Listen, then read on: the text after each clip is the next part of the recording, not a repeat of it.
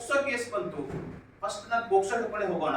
POCSO case ಬಂತಂದ್ರೆ ಅದರಲ್ಲಿ ಏನಿದೆ ಅಂದಾಗ ತಾವು ತಿಳುವಳಿಕೆ ನೀಡತಕ್ಕಂಥದ್ದು ಬಹಳ ಇದೆ. ಪೋಕ್ಸೋ ಕೇಸ್ ಒಂದು ಮಗುವನ್ನ ನಾವು ಅನ್ಸೇಫ್ ಟಚ್ ಮುಟ್ಟಿದ್ರು ಕೂಡ, ಅನ್ಸೇಫ್ ಟಚ್ ಅನ್ನ ನಾವು ಯಾರಾದ್ರೂ ವ್ಯಕ್ತಿ ಇರಬಹುದು, ಗರ್ಲ್ಸ್ ಬಾಯ್ಸ್ ಯಾರು ಇರಬಹುದು, ಮಹಿಳೆ ಇರಬಹುದು, ಪುರುಷ ಇರಬಹುದು.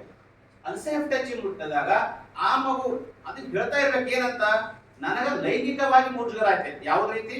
ಸುಮ್ಮನೆ ಮುಜುಗರ ಇಲ್ಲ, ಲೈಂಗಿಕವಾಗಿ ನಾನು ಮುಜುಗರ ಆಯ್ತಾ ಇದೆ ಅಂದಾಗ ಪೋಕ್ಸೋ ಆಕ್ಟ್ ಅಲ್ಲಿ ಆ ವ್ಯಕ್ತಿಗೆ ಮಿನಿಮಮ್ 3 ವರ್ಷ ಕಠಿಣ ಶಿಕ್ಷೆ ಇದೆ.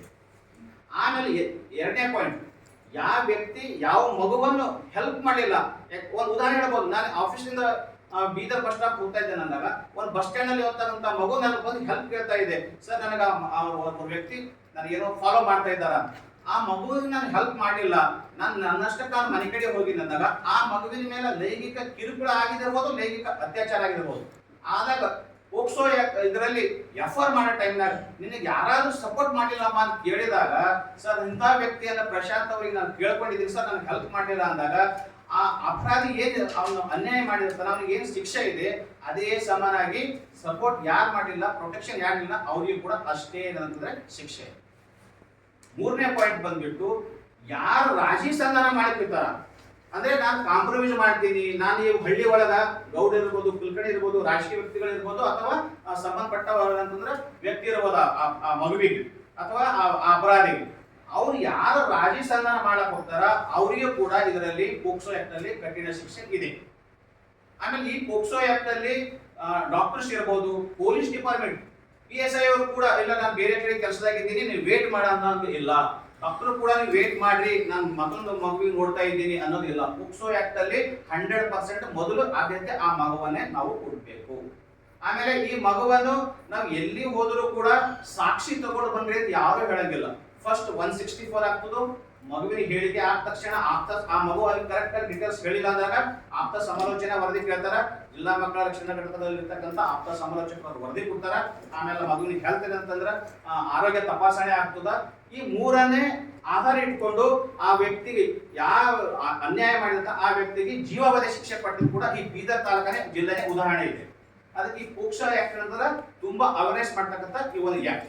ಆಮೇಲೆ ಇದು ಜಿಲ್ಲಾ ಮಕ್ಕಳ ರಕ್ಷಣಾ ಘಟಕ ಅಂತ ಎಲ್ಲಾ ಪ್ರತಿಯೊಬ್ಬರು ಸಿಬ್ಬಂದಿಗಳನ್ನ ಇದನ್ನ ನಾವು ಕೆಲಸ ಮಾಡ್ತೀವಿ. ನೆಕ್ಸ್ಟ್ ಮೇಡಮ್ ಬಂದ್ಬಿಟ್ಟು ಚೈಲ್ಡ್ ಮ್ಯಾರೇಜ್ ಅಂತ ತಮ್ಮೆಲ್ಲರಿಗೂ ಗೊತ್ತಿದೆ, ಅದರ ಅವಶ್ಯಕತೆ ಇಲ್ಲ. ಈ ನಾನು ಇನ್ನೊಂದು ಈ ಪೋಕ್ಸೋ ಆಕ್ಟ್ ಬಂದಾಗ ಆ ಮಗುವನ್ನ ಎಲ್ಲಿ ತಕೊಂಡು ಹೋಗೋಣ, ಆ ಮಗುವಿಗೆ ಎಲ್ಲಿ ಇಡಬೇಕು, ಪೇರೆಂಟ್ಸ್ ಅಂತ ವೈದ್ಯಕ್ಕೆ ನಿರಾಕರಿಸ್ತಾ ಇದ್ದಾರೆ, ಪೇರೆಂಟ್ಸ್ ಇಲ್ಲ ಮಗು ಅನಾಥ ಇರ್ಬೋದು ಅಂದಾಗ ಜಿಲ್ಲಾ ಮಕ್ಕಳ ರಕ್ಷಣಾ ಘಟಕದ ಅಡಿಯಲ್ಲಿ ಇರ್ತಕ್ಕಂಥ ಸರ್ಕಾರಿ ಬಾಲಕಿಯರ ಬಾಲ ಮಂದಿರದಲ್ಲಿ ಆ ಮಗುವನ್ನು ಇಡಬಹುದು. ಮತ್ತೆ ಅದು 24 ಗಂಟೆ ಒಳಗಡೆ ಇಟ್ಕೊಳ್ತಕ್ಕಂಥ ವ್ಯವಸ್ಥೆ ಅಲ್ಲಿದೆ. 24 ಗಂಟೆ ಯಾವಾಗಲೂ ಕರ್ಕೊಂಡು ಬರೋದು. ಅದೇ ಪುರುಷ ಅಂದ್ರೆ ಮಗು ವೈಡ್ ಇದ್ದಾಗ ಅದು ಸರ್ಕಾರಿ ಬಾಲಕರ ಬಾಲ ಮಂದಿರದಲ್ಲಿ ಇಟ್ಕೊಳ್ತಾರೆ. ಇಲ್ಲಿ ಸರ್ಕಾರಿ ಬಾಲಕರ ಬಾಲಕಿಯರ ಬಾಲ ಮಂದಿರ ಏನ್ ಮಾಡ್ತಾರೆ ಅಂದ್ರೆ ಅವ್ರು ಬಂದ ತಕ್ಷಣ ನಾವೇನ್ ಮಾಡ್ತೀವಿ, ಪೊಲೀಸ್ ಡಿಪಾರ್ಟ್ಮೆಂಟ್ ಏನ್ ಮಾಡ್ತಾರೆ, ಬರ್ತಾರೆ ಇಕ್ತಾರ ಹೋಗ್ಬಿಡ್ತಾರೆ. ಇದು ಅದು ರೂಲ್ ಅಲ್ಲ. ಒಂದು ಪೋಕ್ಸೋ ಮಗುವನ್ನ ನಾವು ಇಲ್ಲಿ ಕೇವಲ ಪ್ರೊಟೆಕ್ಷನ್ ಅಷ್ಟೇ ಇಡ್ತಾ ಇದೀವಿ ಸರ್ಕಾರಿ ಬಾಲಕಿಯರ ಬಾಲ ಮಂದಿರದಲ್ಲಿ. ನಾವು ಏನ್ ಮಾಡ್ಬೇಕು ನಮ್ಮ ಜಿಮ್ಮೆದಾರಿ ಅಂದಾಗ ನಾವು FR ಕಾಪಿ ತಗೊಂಡು ಬಂದು ಮಕ್ಕಳ ಕಲ್ಯಾಣ ಸಮಿತಿ, ಯಾವಾಗ ಬಾಲ ನ್ಯಾಯ ಕಾಯ್ದೆಯಲ್ಲಿ ಮಗುವಿನ ಹಕ್ಕು ಉಲ್ಲಂಘನೆ ಆಗ್ತದಾಗ ಮಕ್ಕಳ ಕಲ್ಯಾಣ ಸಮಿತಿಯನ್ನು ಹುಟ್ಕೊಳ್ತು. ಅದು ಏನ್ ಕೆಲಸ ಮಾಡ್ತದೆ ಮಕ್ಕಳ ಕಲ್ಯಾಣ ಸಮಿತಿ ಅಂದಾಗ ಆ ಮಗುವನ್ನು ತಾವು ಬೆಳಗ್ಗೆ ಬಂದ್ಬಿಟ್ಟು ಬಾಲಕಿಯರ ಬಾಲ ಮಂದಿರಕ್ಕೆ ಹೋಗಿ ಆ ಮಗುವನ್ನು ಕರ್ಕೊಂಡು ಬಂದು ಮಕ್ಕಳ ಕಲ್ಯಾಣ ಸಮಿತಿ ಮುಂದೆ ಹಾಜರುಪಡಿಸಿ ಫಾರ್ಮ್ ನಂಬರ್ 17 ಇರುತ್ತೆ. ಅದರಲ್ಲಿ 20 ವರ್ಷ ಆದ್ಮೇಲೆ ಬಂದು ಕೂಡ ಈ ಮಗುವನ್ನು ಯಾರು ತಂದು ಇಲ್ಲಿ ಹಾಜರುಪಡಿಸಿದ್ರು ಅಂದಾಗ ನಮ್ಮಲ್ಲಿ ಡೀಟೇಲ್ಸ್ ಬರುತ್ತೆ 17 ಅಲ್ಲಿ. ಅವ್ರು ಏನ್ ಮಾಡ್ತಾರೆ, ಕಂಪ್ಯೂಟರ್ ಅಲ್ಲಿ ಮುಂದ್ ಪ್ರೊಸೆಸರ್ ಮಾಡ್ಕೊತಾರೆ. ಇವ್ರು ಏನ್ ಹೇಳ್ತಾರ ಅಂದಾಗ ಆ ಮಗುವನ್ನು ಆಪ್ತ ಸಮಾಲೋಚನೆ ಮಾಡಿದಾಗ ಮಗು ಏನ್ ಹೇಳಿದಿರ್ತದ, ನನ್ನ ಮನೆ ಒಳಗೆ ಹೋದಾಗ ನನಗ ನಮ್ದು ಯಾರೋ ಫ್ಯಾಮಿಲಿಯಲ್ಲಿ ಆ ಮಗುವಿನ ಅತ್ಯಾಚಾರ ಮಾಡಿರ್ಬೋದು ಅಥವಾ ಹೊರಗಿನ ಆ ಊರ್ದು ಗ್ರಾಮಸ್ಥರು ಮಾಡಿದಿರ್ಬೋದು, ನಾನು ಭಯ ಪಡ್ತಾ ಇದ್ದೀನಿ ಅಂತ ಮಗು ಹೇಳಿದಾಗ ಅವ್ರು ಮತ್ತೆ ರಿಟರ್ನ್ ಏನ್ ಮಾಡ್ತಾರ, ಬಾಲಕಿಯರ ಬಾಲ ಬಂದಿರ್ತಕ್ಕಂಥ ಅವ್ರು ಆದೇಶ ಮಾಡ್ತಾರೆ. ಆ ಆದೇಶ ಮ್ಯಾಗೆ ನಾವು ಇಟ್ಕೊಳ್ಕಂಥದ್ದು ನಮ್ದು ಜಿಮ್ಮೆದಾರಿ ಇರ್ತದೆ. ಯಾರು ಸರ್ಕಾರಿ ಬಾಲಕಿಯರ ಬಾಲ ಮಂದಿರ ಸೂಪರ್ಡೆಂಟ್ ಅವರು ಅಲ್ಲಿರ್ತಕ್ಕಂತಹ ಪ್ರತಿಯೊಬ್ಬರು ಸಿಬ್ಬಂದಿಗಳು ಈ ಆದೇಶ ಪಾಲನೆ ಮಾಡ್ತಾರೆ. ಒಂದ್ ವೇಳೆ ನಾವು ಒಂದ್ ಮಗು ಕ್ರೈಮ್ ಮಾಡ್ಯದ 18 ವರ್ಷ ಒಳಗ ಆ ಮಗು ಎಲ್ಲಿ ಇಡಬೇಕು ಅಂದಾಗ ಅದು ಅಬ್ಸರ್ವೇಷನ್ ಹೋಮ್ ವೀಕ್ಷಣಾಲಯ ಅಂತ ಹೇಳಿ ನಂಬರ್ ಏನಂತಂದ್ರೆ ಇಲ್ಲಿ ವಾಸು ಹಾಸ್ಪಿಟಲ್ ಪಕ್ಕದಲ್ಲಿ ತಗೊಂಡಿದೀವಿ. ಅಲ್ಲಿ ಓನ್ಲಿ ಕ್ರೈಮ್ ಮಾಡಿ ಮಕ್ಕಳಿಗೆ ಇಟ್ಕೊಳ್ತಾರೆ. ಅದು ಎಲ್ಲಿ ಹಾಜರುಪಡಿಸ್ತಾರೆ ಅವ್ರು ಅಂದಾಗ ಬಾಲ ನ್ಯಾಯ ಕಾಯ್ದೆಯನ್ನು ಹಾಜರುಪಡಿಸ್ತಾರೆ. ಬಾಲ ನ್ಯಾಯ ಕಾಯ್ದೆ ಮತ್ತು ಮಕ್ಕಳ ಕಲ್ಯಾಣ ಸಮಿತಿ 2 ಭಾಗ ಇದೆ ಇದರಲ್ಲಿ. ಬಾಲ ನ್ಯಾಯ ಕಾಯ್ದೆಯಲ್ಲಿ ಕ್ರೈಮ್ ಮಾಡಿ ಮಕ್ಕಳು ಬರ್ತಾರೆ, ಮತ್ತೆ ಮಕ್ಕಳ ಕಲ್ಯಾಣ ಸಮಿತಿಯಲ್ಲಿ ಕೇರ್ ಅಂಡ್ ಪ್ರೊಟೆಕ್ಷನ್ ಮಕ್ಕಳು ಬರ್ತಾರೆ. ಇವರು ಬಾಲ ಮಂದಿರದಲ್ಲಿ ಇರ್ತಾರೆ, ಅವರು ಅಬ್ಸರ್ವೇಷನ್ ಹೋಮ್ ಅಲ್ಲಿ ಇರ್ತಾರೆ. ಇವು ಎರಡು ಪಾತ್ರ ಇರ್ತದೆ. ಅಲ್ಲಿ ಮುಂದೆ ಏನ್ ಮಾಡ್ತಂದ್ರ ಬಾಲ ಮಂದಿರದಂತ ಮಗು ಪೋಕ್ಸೋ ಮಗು ಇರ್ಬೋದು, ಚೈಲ್ಡ್ ಮ್ಯಾರೇಜ್ ಮಗು ಇರ್ಬೋದು, XYZ ಕೇಂದ್ರ ಪ್ರೊಟೆಕ್ಷನ್ ಮಗು, ಅದು ಮನೆಗೆ ಹೋದ ತಕ್ಷಣ ಆ ಮಗುವಿಗೆ ಮೇಲೆ ಅವ್ರು ಮತ್ತೆ ಏನಾದ್ರೂ ಅವ್ರಿಗೆ ಟಾರ್ಚರ್ ಇದ್ದಾಗ ಇಲ್ಲಿ ಜಿಲ್ಲಾ ಮಕ್ಕಳ ರಕ್ಷಣಾಧಿಕಾರಿಗಳು ಏನ್ ಮಾಡಿರ್ತಾರೆ, ಸಪೋರ್ಟ್ ಪರ್ಸನ್ ಅಂತ ಹೇಳಿ ಕೊಡ್ತಾರೆ ಅವ್ರಿಗೆ. ಆ ಮಗು 18 ವರ್ಷ ಮುಗಿಯವರೆಗೂ ಅಥವಾ ಆ ಕೇಸ್ ಎಂಡ್ ಆಗೋವರೆಗೂ. ಪೋಕ್ಸೋ ಕೇಸ್ ಏನಾದ್ರೆ ಬರೀ 2 ವರ್ಷ ಒಳಗಡೆ ಪೋಕ್ಸೋ ಕೇಸ್ ಮುಗಿಸ್ಬೇಕಂತ ಹೇಳಿ ಆ ಬಾಲ ನ್ಯಾಯ ಕಾಯ್ದೆಯಲ್ಲಿ ಪೋಕ್ಸೋ ಆಕ್ಟ್ ಅಂತ ಹೇಳ್ತಾ ಇದೆ. ಅದರ ಸಲುವಾಗಿ ನಾವು ಫಸ್ಟ್ ಆ ಮಗುವನ್ನ ಮನೆಗೆ ಕಳಿಸ್ತಾ ಅಂತ ವ್ಯವಸ್ಥೆ ಮಾಡ್ತೀವಿ, ಪೇರೆಂಟ್ಸಿಗೆ ಮನವೊಲಿಸ್ತೀವಿ. ಯಾಕಂದಾಗ ಇಂಟಿಗ್ರೇಟೆಡ್ ಚೈಲ್ಡ್ ಪ್ರೊಟೆಕ್ಷನ್ ಸ್ಕೀಮ್ ಬಂದಿದೆ, ಮಗು ಆ ಫ್ಯಾಮಿಲಿ ವಾತಾವರಣದಲ್ಲೇ ಬೆಳಿಬೇಕು ಅನ್ನೋದು, ಬಾಲ ಮಂದಿರದಲ್ಲಿ ಬೆಳಿಬೇಕಂತ ಉದ್ದೇಶ ಇರಂಗಿಲ್ಲ. ಅದಕ್ಕೆ ನಾವು ಮಗುವನ್ನ ಮನೆಗೆ ಕಳಿಸಿದ ತಕ್ಷಣ ಮನೆಯ ಗೌರವ DC ಅವ್ರದ್ದು ಮತ್ತು ಜಿಲ್ಲಾ ಮಕ್ಕಳ ರಕ್ಷಣಾಧಿಕಾರಿಗಳಲ್ಲಿ ಜಾಯಿಂಟ್ ಅಕೌಂಟ್ ಅಲ್ಲಿ ಆ ಮಗುವಿಗೆ ನೀಡ್ತಕ್ಕಂತಹ ಹಣ ಇರುತ್ತೆ. ನಾವು ಮಗುವಿನ ಹೆಲ್ತ್ ಇರ್ಬೋದು, ಎಜುಕೇಶನ್ ಇರ್ಬೋದು, ನಾವು ಕೊಡ್ತಕ್ಕಂಥ ವ್ಯವಸ್ಥೆ ಮಾಡ್ತೀವಿ. 3ನೇ ಪಾಯಿಂಟ್, ಆ ಮಗು ಮನೆಯಲ್ಲಿ ಉಳ್ಕೊಲಿಕ್ಕೆ ಸಮಸ್ಯೆ ಆಗ್ತೈತೆ ಅಂದ್ರೆ ಮತ್ತೆ ತಾವು ರಿಟರ್ನ್ ತಗೊಂಡ್ಬಂದು ಬಾಲಕಿಯರ ಬಾಲ ಮಂದಿರ ಮತ್ತೆ ಸೀದಾ ಹಾಕಿ ನಾವು ಇಡಬಹುದು. ಇದು ಪೋಕ್ಸೋ ಕೇಸ್ ಬಂದ್ಬಿಟ್ಟು. ಆಮೇಲೆ ಅಬ್ಸರ್ವೇಷನ್ ಹೋಮ್, ಆ ಮಗು ಇಲ್ಲಿ ಕ್ರೈಮ್ ಮಾಡ್ತು, ಪ್ರೂವ್ ಆಯ್ತು ಆ ಮಗು ಕ್ರೈಮ್ ನಾ ಮಾಡಿದೀನಿ ಅಂತ, ಅಲ್ಲಿ ಏನಂದ್ರೆ ಸಾಕ್ಷಿ ಕೇಳ್ತಾರ ಅವ್ರು, ಯಾರು ನೋಡಿದಿರಿ, ಯಾರಾದ್ರೂ ನೀವು ಅಲ್ಲಿದ್ರಿ ಏನೋ ಅಂತ. ನಾನು ನೋಡಿದೀನಿ ಅಂತಂದಾಗ ಆ ಮಗುವನ್ನ ಏನು 3 ತಿಂಗಳು ಅಥವಾ 3 ವರ್ಷ, ಭಾಳ ಅಂದ್ರೆ 3 ವರ್ಷ ಇರ್ತದೆ. ನೀವು ನಿರ್ಭಯ ಕೇಸಿನ ಒಳಗೆ ನೋಡಿರ್ಬೋದು, 18 ವರ್ಷ ಒಳಗೆ ಇರ್ತಕ್ಕಂಥ ಒಂದು ಮಗು ಅಲ್ಲಿ ಇರ್ತಕ್ಕಂಥ ದೊಡ್ಡ ಕ್ರೈಮ್ ಮಾಡಿದಿರ್ತದೆ, ಅವನಿಗೆ ಕೇವಲ 3 ವರ್ಷ. ಯಾಕಂದ್ರೆ ಈ ಎಷ್ಟೇ ಹೆಂಗೆ ಇದೆ 18 ವರ್ಷ 3 ವರ್ಷ. ಆ ಮಗುವನ್ನ 3 ವರ್ಷದಲ್ಲಿ ಇಡಬಹುದು ನಾವು. ಇಲ್ಲಿ ಶಿಕ್ಷೆ ಆದಾಗ ನೀವು ಬಳ್ಳಾರಿ ಜೈಲಿಗೆ ಇರ್ಬೋದು, ಗುಲ್ಬರ್ಗ ಜೈಲಿಗೆ ಇರ್ಬೋದು. ಮಗು ಸಣ್ಣ 18 ವರ್ಷ ಮಗು ಪ್ರೂವ್ ಆಯ್ತು, ಕೇಸ್ ಬುಕ್ ಆಯ್ತು, ಕೇಸ್ ಬುಕ್ ಪ್ರೂವ್ ಆಯ್ತು ಇವ್ರು ಮರ್ಡರ್ ಮಾಡಿದಾನ ತಂದೆಗೆ ಅಂತ. ಯಾಕಂದ್ರೆ ಉದಾಹರಣೆ ನಮ್ಮಲ್ಲಿ ಬೀದರಲ್ಲಿ ಆಗಿರ್ತದ ಕೇಸ್, ಅವ್ನಿಗೆ ಏನ್ ಶಿಕ್ಷೆ ಕೊಡ್ಬೋದು, ಎಲ್ಲಿ ಇಡಬಹುದು? ಕೇವಲ 6 ವರ್ಷ 6 ತಿಂಗಳಿಂದ 3 ವರ್ಷ ಒಳಗಡೆ ಅವ್ರಿಗೆ ಶಿಕ್ಷೆ ಕೊಟ್ಟು, ಅದು ಬಾಲ ಮಂದಿರದಲ್ಲಿ ಇರ್ತಕ್ಕಂಥ ವ್ಯವಸ್ಥೆನೇ ಕೊಡ್ಬೇಕು, ಸ್ನೇಹಿ ವಾತಾವರಣನೇ ಆಗಬೇಕು. ಇಲ್ಲಿ ನಾವು ಬೆನರ್ ಹಚ್ಚಿದೀವಿ, ಇದೇ ರೀತಿ ಆಗಬೇಕು. ಅದು ಎಲ್ಲಿದೆ ಅಂದ್ರೆ ಅಬ್ಸರ್ವೇಷನ್ ಹೋಮ್ ಇರ್ತಕ್ಕಂಥ ಮಗುವಿಗೆ ಪ್ರೂವ್ ಆದಾಗ ಸ್ಪೆಷಲ್ ಹೋಮ್ ಅಂತ ಕೇವಲ ಬೆಂಗಳೂರಲ್ಲಿ ಒಂದೇ ಇದೆ. ನಾವು ಯಾರಾದ್ರೂ ಮೇಡಮ್ ಅವ್ರು ಹೋದಾಗ ತಾವು ಹೋಗಿರ್ಬೋದು ಅನಿಸ್ತಾ ಇದೆ ನನಗೆ. ಸ್ಪೆಷಲ್ ಹೋಮ್ ಅಂತ ಬೆಂಗಳೂರು ಅಂದ್ರೆ ಅಬ್ಸರ್ವೇಷನ್ ಹೋಮ್ ಮಗು ಕ್ರೈಮ್ ಮಾಡಿ ಪ್ರೂವ್ ಆದಾಗ ಅಲ್ಲಿರ್ತಾರೆ ಸ್ಪೆಷಲ್ ಹೋಮ್. ಅದೇ ಮಹಿಳೆ ಇದ್ದಳು, ಈಗ ನೀವು ಇನ್ನೊಂದು ನೀವು ಕ್ವಶನ್ ಮಾಡ್ತಿರ್ಬೋದು, ಸರ್ ಮಹಿಳೆ ಕ್ರೈಮ್ ಮಾಡಿದ್ರೆ ಅವಳಿಗೆ ಇರ್ತಾರೆ 18 ವರ್ಷ ಅಂತ ಹೇಳಿ. ಅವಳನ್ನ ನಾವು ದಾವಣಗೆರೆಯಲ್ಲಿ ಅಲ್ಲೂ ಕೂಡ ಅಬ್ಸರ್ವೇಷನ್ ಮಹಿಳಾ ಅಬ್ಸರ್ವೇಷನ್ ಹೋಮ್ ಇದೆ, ಇಲ್ಲಾಂದ್ರೆ ಬೆಂಗಳೂರಲ್ಲಿ ಇದೆ. ನಮ್ಮಲ್ಲಿ ಬೀದರಲ್ಲಿ ಇದ್ದಾಗ ನಾವು ದಾವಣಗೆರೆ ಮತ್ತೆ ಬೆಂಗಳೂರು ಕಳಿಸಿದ್ವಿ ಮೇಡಮ್. ಅಲ್ಲಿಯೂ ಕೂಡ ಆ ಮಹಿಳೆ ಕೂಡ ಅಷ್ಟೇ ಪ್ರೂವ್ ಆದಾಗ ಅವಳಿಗೆ special home, girls special home ಅಂತ ಬೆಂಗಳೂರಲ್ಲಿ ಇದೆ, ಅಲ್ಲಿ ಹೋಗ್ತಿದ್ರು. ಅವ್ರಿಗೆ ಕೂಡ ಅಂತಂದ್ರೆ 6 ಮಂತ್ ಶಿಕ್ಷೆ ಕೊಟ್ಟಿದಾಗ ಅಲ್ಲಿ ಮಕ್ಕಳ ಸ್ನೇಹಿ ವಾತಾವರಣ ನಡೀತದೆ. ಇದು ಅಬ್ಸರ್ವೇಷನ್ ಹೋಮ್ ಕೆಲಸ. ನಮ್ಮ ಬಾಲ ಮಂದಿರದಲ್ಲಿ ಪೋಕ್ಸೋ ಅಥವಾ ಚೈಲ್ಡ್ ಮ್ಯಾರೇಜ್ ಮಿಸ್ಸಿಂಗ್ ಮಕ್ಕಳಿದ್ರು ಕೂಡ ಸರ್ ಹೇಳಿದ್ರು 18 ವರ್ಷ ಮೇಲ್ಗಡೆ ಇರ್ತಕ್ಕಂಥ ಒಂದು ತಾಯಿ ಮಗುವನ್ನು ಇಟ್ಕೊಂಡು ಮಿಸ್ಸಿಂಗ್ ಆಗಿ ಭಿಕ್ಷೆ ಬಿಡ್ತಾ ಇದ್ದಳು ಅಥವಾ ಏನೇ ಆದಾಗ ಅವರು ಸೋಷಿಯಲ್ ವೆಲ್ಫೇರ್ ಡಿಪಾರ್ಟ್ಮೆಂಟ್ ಅವರಿಗೆ ತಾವು ಹೇಳಬಹುದು.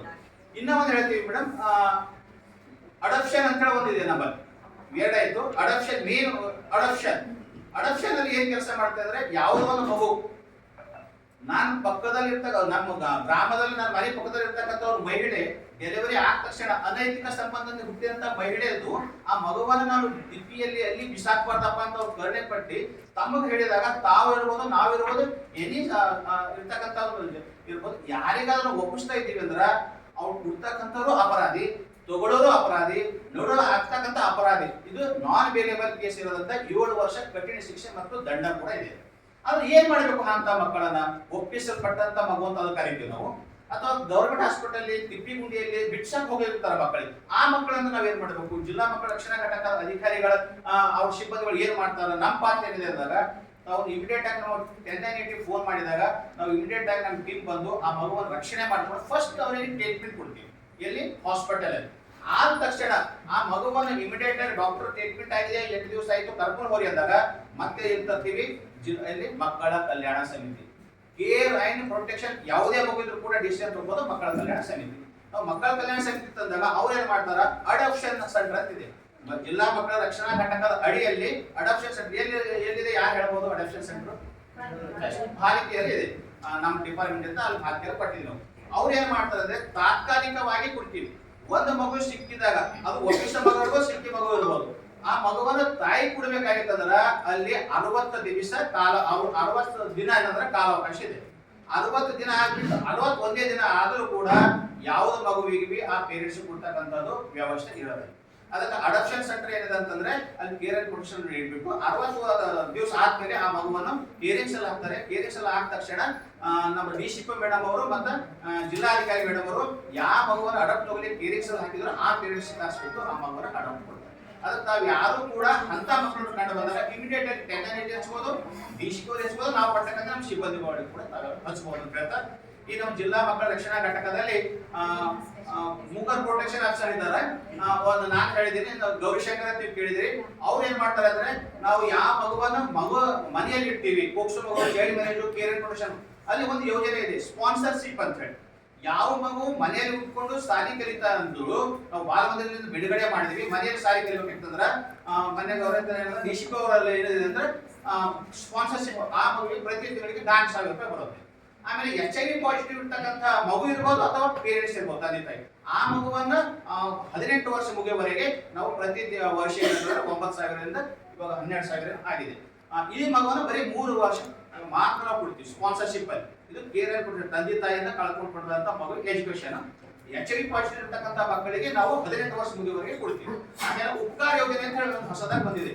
ಬಾಲ ಮಂದಿರದಲ್ಲಿ 3 ವರ್ಷ ಉಳ್ಕೊಂಡು ಆ ಮಗು 18 ವರ್ಷ ಮುಗಿದ್ದು ಮನೆಯಲ್ಲಿ ಹೋಗಿ ನಾನು ಡಿಗ್ರಿ ಮಾಡ್ತಾ ಇದ್ದೀನಿ ಅಥವಾ ಏನಂತಂದ್ರೆ ಇಲ್ಲಿ ಬೇರೆ ತರಬೇತಿ ಪಡ್ತಾ ಇದ್ದೀನಿ ಅಂದ್ರೆ ಉಪಕಾರ ಯೋಜನೆಯಲ್ಲಿ ನಮ್ಮ ಜಿಲ್ಲಾ ಮಕ್ಕಳ ರಕ್ಷಣೆಗಳಲ್ಲಿ ಆ ಮಗುವಿಗೆ ಪ್ರತಿ ತಿಂಗಳ 4,000 ರೂಪಾಯಿ ಅದು 3 ವರ್ಷ ಕೂಡ ಕೊಡ್ತೀವಿ. ಅಥವಾ DCP ಅವರು ಎಕ್ಸ್ಟೆಂಡ್ ಮಾಡಿದಾಗ ಮತ್ತೆ ನಾವು ಮತ್ತೆ 2 ವರ್ಷ ಕೂಡ ನಾವು ಕೊಡ್ಬೋದು. ಈ 3 ಯೋಜನೆಗಳನ್ನ ನಾವು ಜಿಲ್ಲಾ ಮಕ್ಕಳ ರಕ್ಷಣಾ ಘಟಕದಲ್ಲಿ ಇದೆ, ಮತ್ತೆ ಬಾಲ ಮಂದಿರ ಇದೆ, ಒಬ್ಸರ್ವೇಷನ್ ಇದೆ. ಮತ್ತೆ ಇದರಲ್ಲಿ ಏನಾದರೂ ಕ್ವಶನ್ ಇದ್ರೆ ನಾವು ತಾವು